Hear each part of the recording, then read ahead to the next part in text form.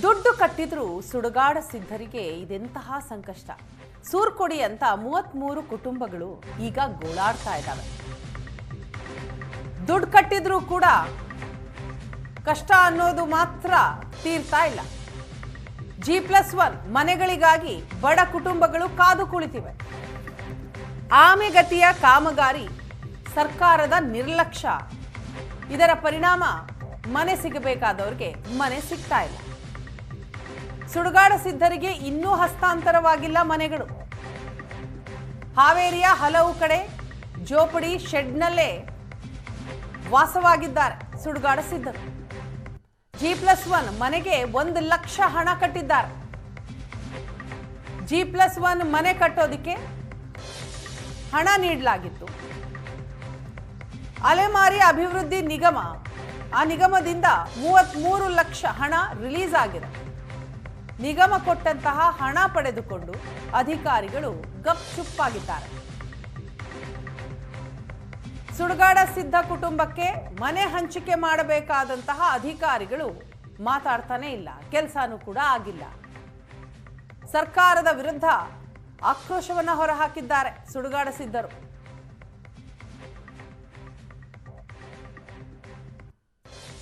ದೃಶ್ಯದಲ್ಲಿ ನಾವು ನೋಡ್ತಾ ಇದ್ದೀವಿ, ಸುಡುಗಾಡ ಸಿದ್ಧರಿಗೆ ಕೊಡಬೇಕಾದಂತಹ ಮನೆಗಳು ಇನ್ನೂ ಕೂಡ ಕಂಪ್ಲೀಟೇ ಆಗಿಲ್ಲ. ಕಾಮಗಾರಿ ಆಮೆಗತಿಯಲ್ಲಿ ಸಾಗ್ತಾ ಇದೆ. ಹಾವೇರಿಯ ಹಲವು ಕಡೆಗಳಲ್ಲಿ ಇವರಿನ್ನೂ ಜೋಪಡಿ ಶೆಡ್ನಲ್ಲೇ ವಾಸ ಇದ್ದಾರೆ.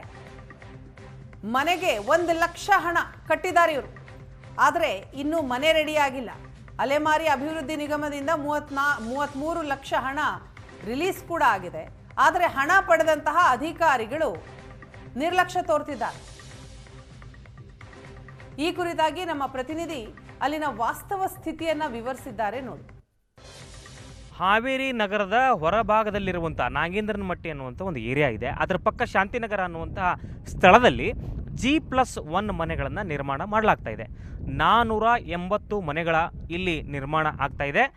ಈ ಮನೆಗಳಲ್ಲಿ ಪಾಪ ಅಲೆಮಾರಿ ಸುಡುಗಾಡ ಸಿದ್ಧ ಜನಾಂಗದವರಿಗೆ ಅಂತ ಹೇಳಿ 33 ಮನೆಗಳನ್ನು ಮೀಸಲಿಡಲಾಗಿತ್ತು. ಯಾಕಂತ ಹೇಳಿದರೆ ಪಾಪ ಹಾವೇರಿಯ ಖಾಲಿ ಸೈಟ್ಗಳು, ಖಾಲಿ ಲೇಔಟ್ಗಳೇನಿದಾವಲ್ಲ, ಅಲ್ಲಿ ಪಾಪ ಗುಡಿಸ್ಲಾಕೊಂಡು ಅಲೆಮಾರಿ ಸುಡುಗಾಡು ಸಿದ್ಧ ಕುಟುಂಬಗಳು ವಾಸವಿದೆ.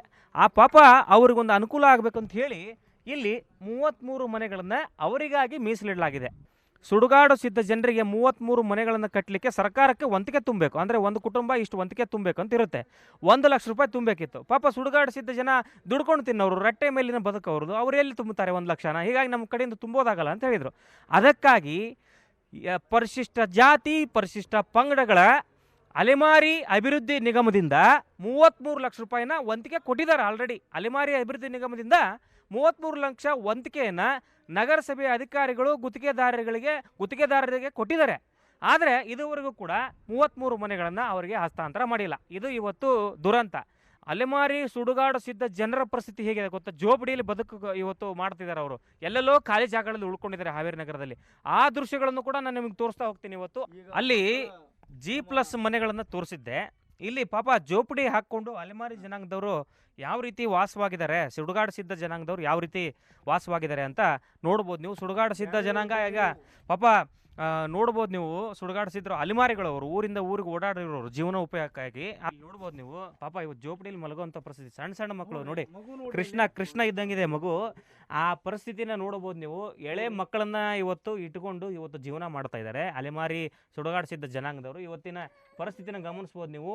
ಎಳೆಯ ಕಂದ ಯಾವ ರೀತಿ ಮಲಗಿದೆ ಅನ್ನೋದನ್ನು ಗಮನಿಸ್ಬೋದು. ಇವ್ರ ಮಕ್ಕಳು, ಆಳುವವರ ಮಕ್ಕಳೆಲ್ಲ ದೊಡ್ಡ ದೊಡ್ಡ ಅರಮನೆಯಲ್ಲಿ ಇರ್ತಾರೆ, ಬಡವರ ಮಕ್ಕಳು ಈ ರೀತಿ ಇರ್ತಾರೆ. ಇದು ಇವತ್ತಿನ ಪರಿಸ್ಥಿತಿ. ಎಷ್ಟು ವರ್ಷದಿಂದ ಇಲ್ಲಿ ವಾಸವಾಗಿದ್ದೀರಿ? ವರ್ಷ ಆಯ್ತು. ಏನೇನು ಸಮಸ್ಯೆ ಅನುಭವಿಸ್ತಾ ಇದ್ರಿ ಇಲ್ಲೆಲ್ಲ? ಈಗ ಮನೆ ಮಕ್ಕಳು, ಸಣ್ಣ ಮಕ್ಕಳನ್ನ ಇಟ್ಕೊಂಡು ಜೀವನ ಮಾಡ್ತೀರಿ, ಏನೆಲ್ಲ ಸಮಸ್ಯೆ ಆಗೈತ್ರಿ? ನಮ್ಗೆ ಸಮಸ್ಯೆ ಅಂದರೆ ಸರ, ನಮ್ಮ ನೀರಿನ ಪ್ರಾಬ್ಲಮ್ ಐತಿ ಇಲ್ಲಿ. ಮನೆ ಮತ್ತೆ ಮಳೆಗಾಲ ಬಂದರೆ ತಗುಡೆಲ್ಲ ಆರೋಗ್ತಾವ. ಇಲ್ಲಿ ಯಾರು ನೋಡೋರಿಲ್ಲ, ಏನಿಲ್ಲ, ಯಾರು ಬರೋದೇ ಇಲ್ಲ.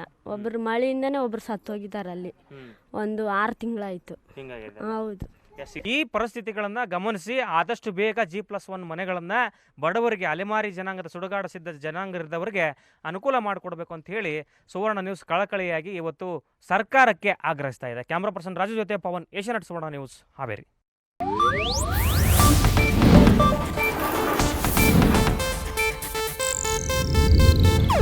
ಇದು ಏಷ್ಯಾನೆಟ್ ನ್ಯೂಸ್ ನೆಟ್ವರ್ಕ್ ಪ್ರಸ್ತುತಿ.